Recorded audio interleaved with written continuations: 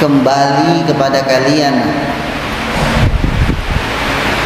Bihamdillah, alhamdulillah dia kembali kepada kita biafiyatin wassalam, dengan keadaan selamat, dengan keadaan afiah dan dalam keadaan selamat.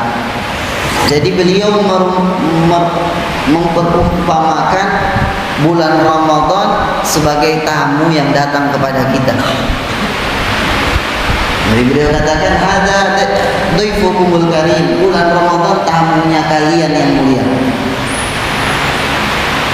Apa kewajiban kita sebagai tuan rumah terhadap tamu kita? Apa kewajiban kita sebagai tuan rumah terhadap tamu kita? Wajib.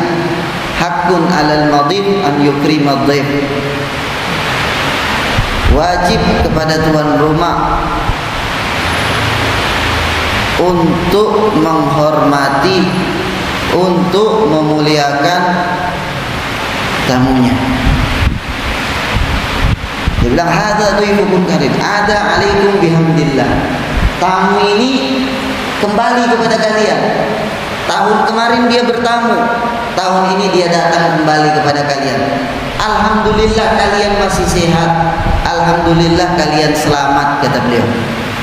Berapa banyak tamu ini mau datang kepada seseorang, orangnya sudah tidak ada. Tahun kemarin dia dapat Ramadan, tahun ini dia sudah tidak dapat Ramadan.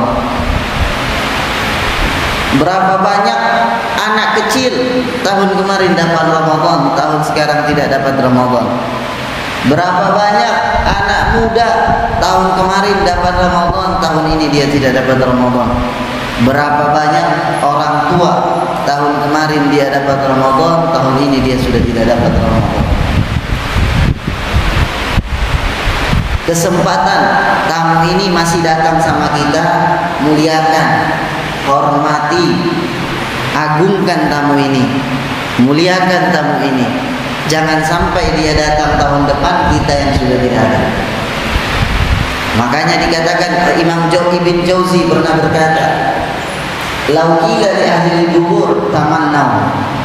Seandainya dikatakan kepada yang ada di dalam kuburan, penduduk kuburan, seandainya dikatakan kepada mereka, berangan-angan kalian, ayo kalian yang ahli kubur, berangan-angan, mau apa kalian? La tamannau yauman min Ramadan. Mereka akan berangan-angan mendapatkan satu hari saja dari bulan Ramadan. Tidak usah banyak-banyak, satu hari saja dari bulan Ramadan. Ini tamu kita datang, kata beliau, alhamdulillah kita masih sehat, alhamdulillah kita masih selamat. Ada Ramadan datang, tahun kemarin dia dapat Ramadan, tahun ini juga dia dapat Ramadan, tapi tahun ini dia sudah tidak bisa puasa, sudah sakit.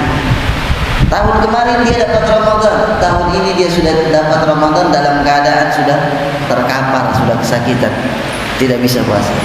Tapi kita alhamdulillah tahun ini dapat masih Ramadan, bihamdillah, biafiyatin wassalam, masih dalam keadaan afiat, masih dalam keadaan selamat. Pernah tidak kita syukuri hal tersebut? Pernahkah kita bersyukur kepada Allah, ya Allah, alhamdulillah saya masih dapat Ramadan, sehat, selamat. Kita anggap lewat begitu saja. Kita tidak tahu kemuliaannya. Kita tidak tahu. Kita masih berangan-angan. Kita masih lalai.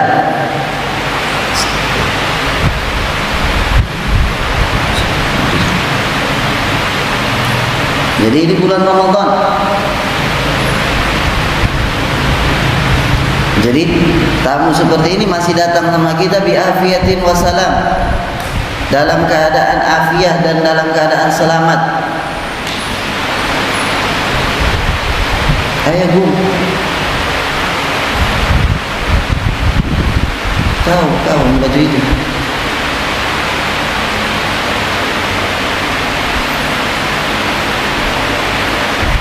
Fa'akrimuhu bisyam wal qiyam. Jadi datang kepada kita bulan Ramadan masih dalam keadaan sehat dan dalam keadaan selamat. Kemudian bila bilang akrimuhu, muliakan tamu kita. Jadi muliakan tamu, kalau datang tamu, memuliakan tamu. Dengan apa kita muliakan tamu kita bulan Ramadan? Bisyam wal qiyam. muliakan dengan puasa, muliakan dengan qiyam, muliakan dengan bangun malam, muliakan dengan menghidupkan malam-malamnya. Wal i'tikaf fi buyutillah, muliakan tamu kita dengan beriktikaf di rumahnya Allah Subhanahu wa taala. Wa mudarasatil Quran, muliakan tamu kita dengan mudarasa Al-Quran. Wala tulhikum an imarati awgatih bi ta'ati amwalukum wala auladukum. Kemudian beliau bilang, jangan sampai kalian lalai daripada memakmurkan waktu-waktu bulan Ramadan, daripada memuliakan bulan Ramadan dengan ketaatan. Lalai karena apa? Karena harta. Lalai karena apa? Lalai karena anak. Lalai karena apa? Lalai karena dunia kita. Lalai karena ini, karena sesuatu, karena ini, karena itu.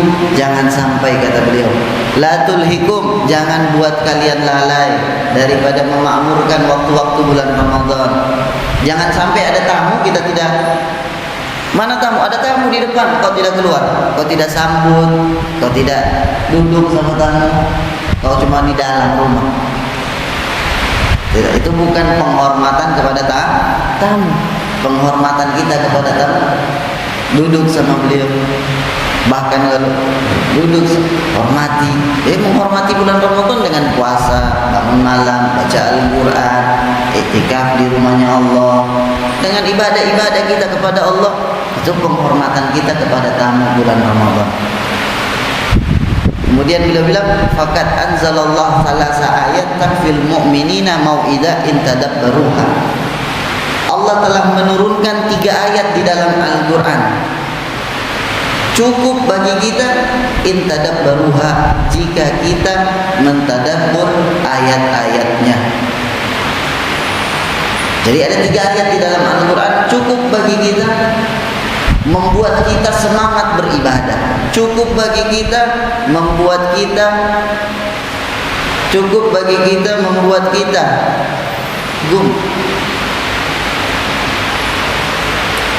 cukup bagi kita membuat kita untuk bersemangat beribadah, bersemangat menghormati bulan Ramadan jika kita bertadabbur dengan ayat-ayat ini. Apa itu? Ayat di akhir surat Al-Munafiqun. Ya ayyuhalladzina amanu la tulhikum amwalukum wala auladukum an dzikrillah. Wahai orang-orang yang beriman, Allah panggil. Kata Sayyidina Abdullah bin Abbas, ketika ada di panggilan orang-orang yang beriman, ketika kita melakukannya, kita termasuk di dalam golongan orang-orang yang beriman, karena kita mendengar panggilannya Allah Subhanahu wa taala.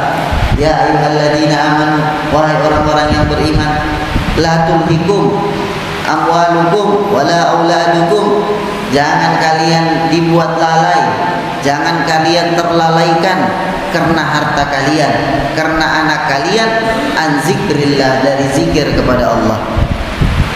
Jangan sampai karena anak, karena harta, karena ini, karena itu, karena dunia, kita terlalaikan dari zikir kepada Allah Subhanahu wa taala.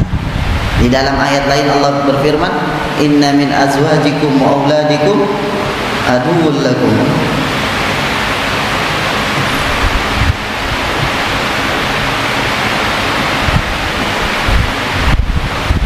Inna min azwajikum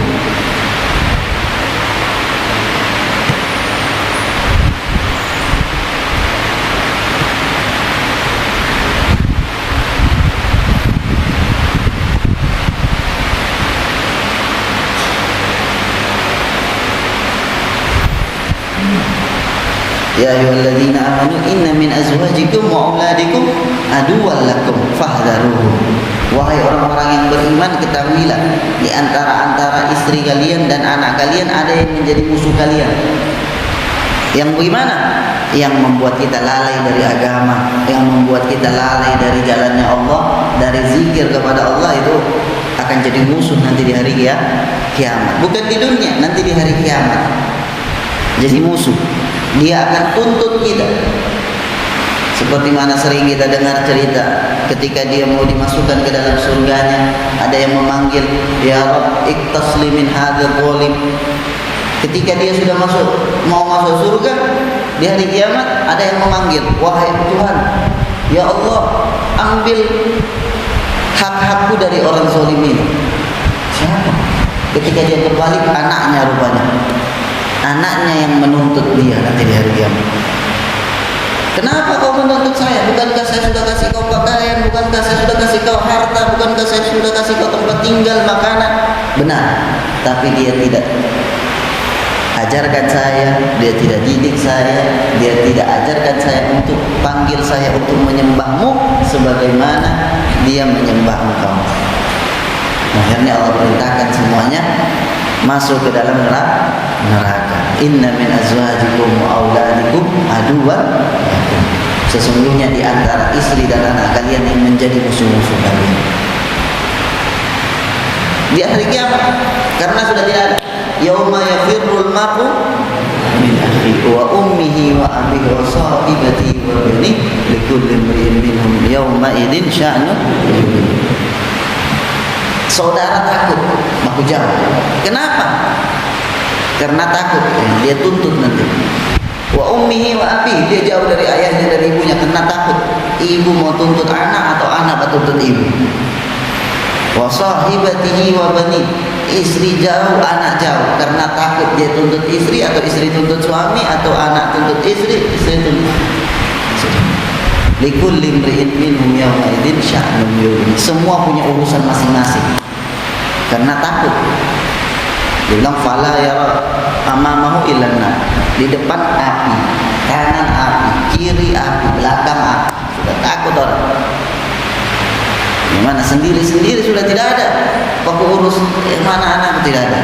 Sya'nun. Tapi ada kelompok yang masih bertanya satu sama lain. Dia bilang al-akhillahu yawma idzin ba'duhum li ba'din adu illal. Persaudaraan nanti di hari kiamat jadi musuh. Al-akhillahu yawma idzin ba'duhum li ba'din adu. Semua persaudaraan jadi permusuhan. Illal muttaqun, kecuali orang-orang yang bertakwa. Persaudaraan mereka masih terjaga.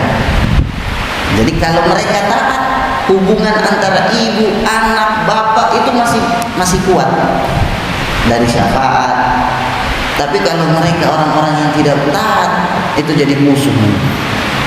Makanya beruntung. Jadi hubungan yang dibangun antara kita satu sama lain karena ketaatan. Kenapa masih taat? Oh ini fulan, oh anakku fulan, karena taat. Tapi kalau musuh, kalau tidak taat, semua jadi musuh nanti. Makanya di sini dibilang la tulhikum amwalukum wala auladukum an dzikrillah. Jangan sampai anak dan harta kalian melalaikan kalian dari zikir kepada Allah. Gara-gara anak kita bisa melakukan hal-hal yang haram, gara-gara istri kita melakukan hal-hal yang haram. Orang dulu, katanya orang-orang terdahulu, ketika suami mereka mau mencari rezeki, mereka pesan, wahai suamiku, nasbir alal wala nasbir alan nar. Cari yang halal karena kami sabar. Rasa lapar masih kita sabar, tapi api kami tidak bisa sabar. Kalau rasa lapar masih bisa kami tak sabar, tapi kalau api neraka kami sudah tidak bisa sabar. Kalau sekarang istri-istri berpesan, cari halal haram hantam bawa ke sini, yang penting. Yang penting ada uang. Orang dulu tidak. Nasbir alal har. Kami masih sabar kalau lapar. Kalau hina, kalau lapar masih sabar. Tapi kalau api neraka siapa yang mau sabar? Jadi jangan bawa sesuatu kecuali yang halal. Jadi itu karena yang seperti itu yang saling menguatkan. Karena apa? Karena sama taat. Karena apa? Hubungan mereka, kekeluargaan mereka, persaudaraan mereka dibangun dengan ketaatan. Yang itu yang tidak menjadi musuh nanti di hari kiamat. Tapi selain itu, hubungan kekeluargaan, hubungan persaudaraan yang dibangun bukan di landasan takwa, bukan di landasan ketaatan. Al-akhillau yawma idzin ba'duhum li ba'din adu, jadi musuh nanti di hari kiamat. Yang melalaikan saudara, yang melalaikan keluarga, yang melalaikan, itu yang jadi musuh. Tapi yang sama-sama saling menguatkan dalam ketaatan, saling mengajak di dalam kebaikan, itu yang menjadi teman yang masih memberikan syafaat nanti di hari kiamat. Sehingga Rasulullah pernah bersabda, orang mukmin, orang yang hafal Al-Quran akan memberikan 70 syafaat untuk keluarganya. Karena apa? Dibangun dengan landasan taat takwa. Dia kasih 70 syafaat untuk keluarganya yang dijamin masuk neraka. Jadi, la tulhikum amwalukum wala auladukum an dzikrillah. Jangan kalian lalaikan diri kalian karena anak atau harta kalian dari zikir kepada Allah. Wa man yaf'al dzalika faulaika humul khasirun. Siapa yang melakukan itu? Faulaika, mereka itu orang-orang yang khasirun, rugi. Rugi dunia, rugi akhirat, rugi barzakhnya, rugi. Orang yang membuat gara-gara anak, gara-gara harta dia lalai kepada zikir. Zikir dalam artian luas, bukan zikir berzikir, zikir sholat, zikir agama, itu semua zikrun. Gara-gara anak, gara-gara harta dia lalai, dia tinggalkan agama. Gara-gara anak, gara-gara harta dia tinggalkan sholat, dia tinggalkan kebaikan.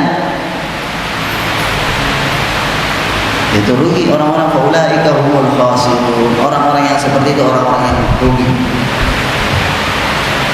Wa anfiqu mimma razaqnakum min qabli an ya'tiya ahadukumul maut fayaqula rabbi laula akhartani ila ajalin qaribin fa asaddaqa wa akum minas solihin. Wa anfiqu mimma razaqnakum, infakkan mimma razaqnakum, apa yang telah kami berikan kepada kalian.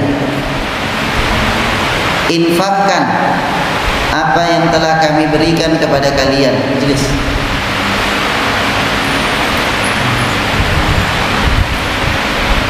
Infakkan apa yang telah kami berikan kepada kalian sebelum datang hari kematian kalian, fayaqul, sehingga kalian akan berkata, Rabbi, Tuhanku, laula akhartani, seandainya engkau akhirkan sedikit kematianku, ila ajalin, akhirkan sedikit saja kematian, fa asaddaq, biar bisa saya sedekah, wa akun minas solihin, dan saya bisa jadi orang soleh.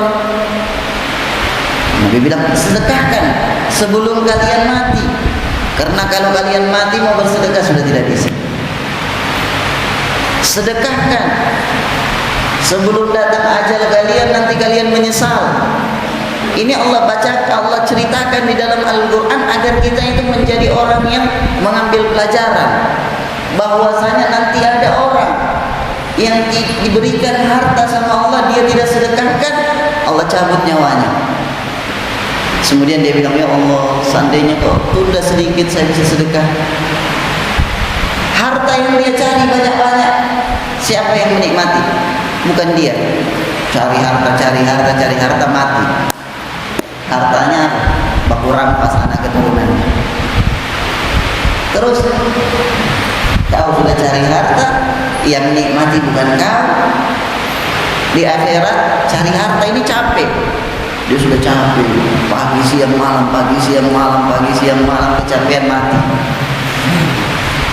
Yang capek di dunia di akhirat dihisap nanti di hari kiamat. Ini kau ambil dari mana? Kau pakai apa? Ini dihisap, capek dunia akhirat nanti. Makanya Rasulullah bilang sedekahkan sebelum datang kematian. Fa'asad, kalau sudah datang kematian, oh baru saya mau bersedekah. Kenapa? Kalau sudah di akhirat baru mau bersedekah. Kenapa? Kata ulama, kenapa dia baru ketika dia pulang dia ingin dikembalikan ke dunia untuk bersedekah. Karena dia lihat bagaimana besarnya pahala sedekah. Sehingga dia bilang, bukan dia bilang fa'usalli, tapi fa'asad. Karena besarnya pahala sedekah, dia bilang, ya Allah kembalikan saya ke dunia bisa sedekah. Di dalam hadis, innallaha yurabbi faluwahu hatta yakuna tamar kamasal jabal Uhud. Allah itu memelihara sedekah kita.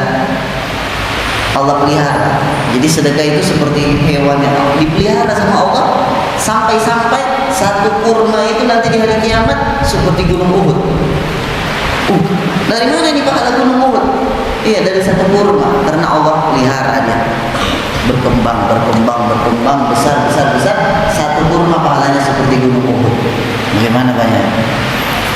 Jadi sedekah. Mumpung, nanti saya belum punya uang.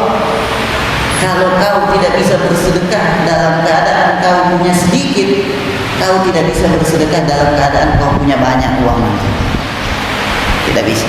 Orang bilang, tunggu nanti saya punya banyak, saya mau kerja biar bisa bantu orang. Bohong. Kalau sekarang kau tidak bisa sedekah dengan uang yang kau punya sedikit, kau tidak bisa bersedekah, kau nanti jadi orang kaya tidak akan mampu bersedekah. Jadi orang kaya yang pelit. Jadi dari sekarang latih diri kita sedekah. Punya sedikit sesuatu, sedekah. Punya sesuatu, sedekah. Hadiahkan, kasih sama orang, belajar memberi. Jadi fa'asaddaka wa akum minas shalihin. Dan saya berharap menjadi orang yang soleh. Dia bilang, ya Allah tunda sedikit ajalku agar saya bisa bersedekah dan saya bisa menjadi orang soleh. Tapi Allah bilang, walan yu'akhirallahu nafsan idza jaa ajaluha. Dan Allah tidak akan mengakhirkan satu jiwa apabila sudah datang ajalnya. Fa idza jaa ajaluha fa idza jaa ajaluhum fala yastaqdimu.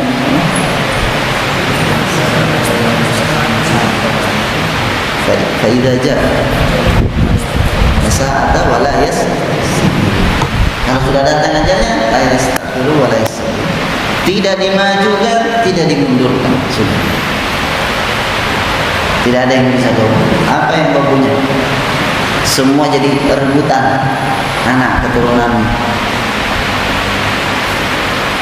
Yang kau sedekahkan itu hartamu, yang kau simpan untuk hari kiamat.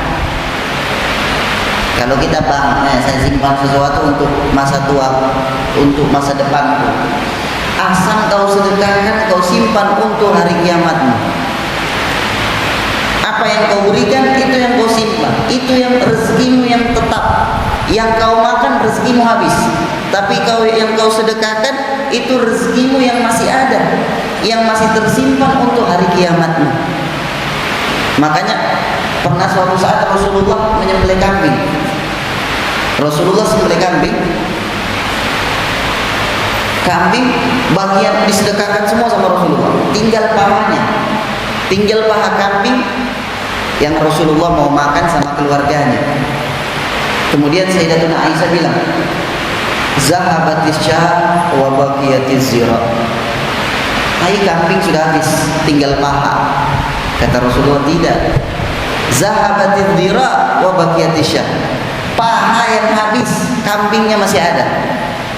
Karena apa? Karena paha kita makan habis, tidak ada pahalanya. Tapi yang kita sedekahkan itu masih ada. Itu pemikirannya Rasulullah Sallallahu Alaihi Wasallam. Yang disedekahkan itu yang masih ada. Yang kita makan itu habis. Tapi yang sedekahkan itu masih ada. Makanya orang-orang dulu ketika melihat pengemis, ketika lihat orang minta-minta, mereka senang. Mereka bilang ahlan billadzi, mereka bilang selamat datang kurir. Pengemis itu kurir yang membawakan harta kita untuk di akhirat nanti. Tapi kurirnya tanpa ongkir, tidak ada ongkir. kita kasih sama pengemis 10.000, nanti kita dapat di akhirat bukan berkurang, berlipat ganda. Jadi mereka bilang, oh selamat datang. Ada orang minta sama dia, oh selamat datang yang membawakan hartaku untuk akhiratku, ini ambil. Karena apa? Itu saya kasih bukan untuk dia, tapi untuk akhiratku nanti.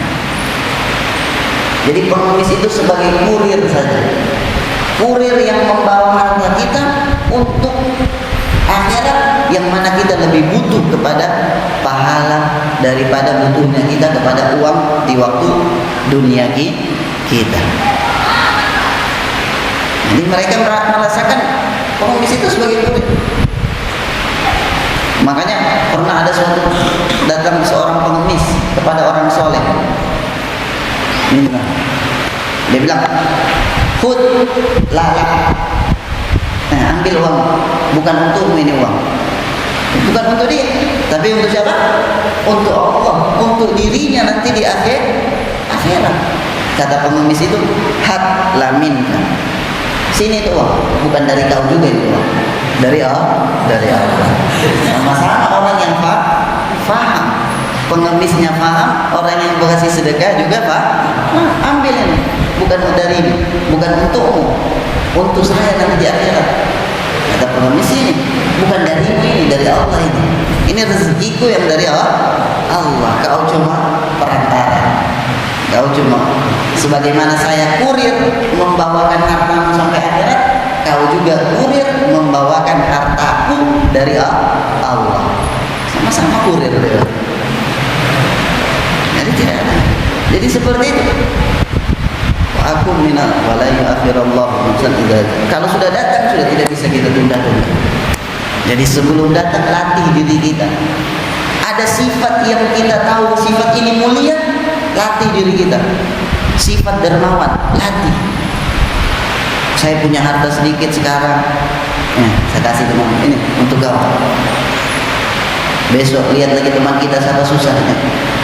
Untuk kau, saya sisihkan untuk kau. Lihat lagi teman kita susah ini, saya sisihkan untuk kau. Untuk apa? Untuk melatih diri kita sifat dermawan. Karena tidak bisa dermawan ente mau langsung, oh nanti saya mau cari harta dulu sebanyak-banyaknya baru bersedekah. Tidak ada. Kalaupun kau bersedekah sudah banyak uang, cuma 50.000 kau bersedekah. Kau bersedekah sedikit, karena kau tidak tahu itu, kau tidak jiwai. Innamal khusyuk bitahassyuk. Khusyuk dengan melatih diri agar kita jadi khusyuk. Begitu juga sifat yang lain. Kita sifat dermawan, latih diri kita. Kecuali karena akhlak ini kata ulama ada namanya akhlak jibiliyah. Dari Allah sudah kasih dia akhlak itu. Memang dari asalnya sudah begitu dia. Dari asalnya dia ini orangnya dermawan. Ada akhlak yang baru kita latih. Kita latih diri kita baru kita bisa berakhlak dengan itu. Ada orang yang mulia. Orang-orang yang mulia memang ada orang dari awal. Dia ini dari kecil memang sudah dermawan orangnya. Itu sudah pemberian dari Allah. Pemberian dari Allah. Seperti ada seorang sahabat wafat Abi Qais datang sama Rasulullah di Riyadhus Shalihin. Dia datang, orang-orang datang. Wafat ini rombongan tamu datang untuk bertamu kepada Rasulullah. Mereka datang rombongan, akhirnya semuanya cepat-cepat datang sampai di masjid, semuanya berbondong-bondong lari langsung ke dalam masjid salaman sama Nabi. Kemudian ada satu orang tidak, dia datang, dia tidak langsung lari, dia santai tenang, dia atur barangnya, dia ganti bajunya pakai baju yang layak untuk bertemu Nabi. Kemudian dia masuk sama Nabi. Kemudian Rasulullah bilang, ya Asaj, namanya Asaj, inna fika khaslatain yuhibbuhumullah. Di dalam dirimu ini, Nabi puji dia. Wahai Asaj, di dalam dirimu ini ada dua sifat yang Allah suka. Dia tanya, ya Rasulullah, Dua sifat ini apakah saya usahakan atau dari Allah langsung? Dari kecil memang saya sudah disifati.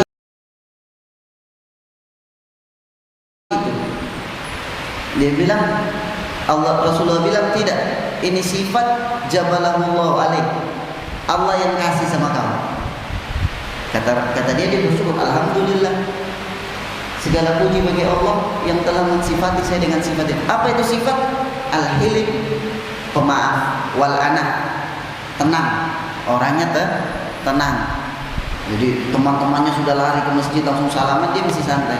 Atur barangnya, kasih rapi, tunggangannya dia ikat, ganti bajunya baru dia masuk. Jadi dari hadis ini kita tahu ada dua sifat. Ada sifat yang namanya sifat Allah kasih dari awal, dari aslinya Allah sudah kasih.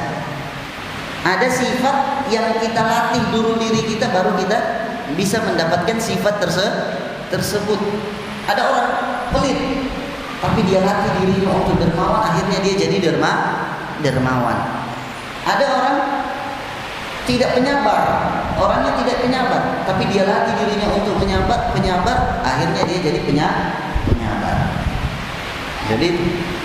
Jadi kadang kita belum tersifati dengan sifat yang baik, latih dulu diri kita biar kita menjadi sifat yang baik. Karena hidup ini untuk mengumpulkan kemuliaan. Kau hidup untuk apa? Untuk sifati dirimu ini dengan kemuliaan. Oh, ada sifat sabar, latih dirimu biar bisa jadi sifat orang sabar. Ada sifat dermawan, latih dirimu biar kau bisa menjadi orang dermawan. Jadi seperti itu. Jadi kita perlu melatih diri kita agar kita ini tersifati dengan sifat-sifat yang baik. Kalau ada sifat yang buruk, melatih diri kita agar terhindar dari sifat-sifat yang buruk. Jadi itu, semoga Allah Subhanahu wa taala mensifati kita dengan sifat-sifat yang baik zahiran dan batinan. Allahumma ja'alna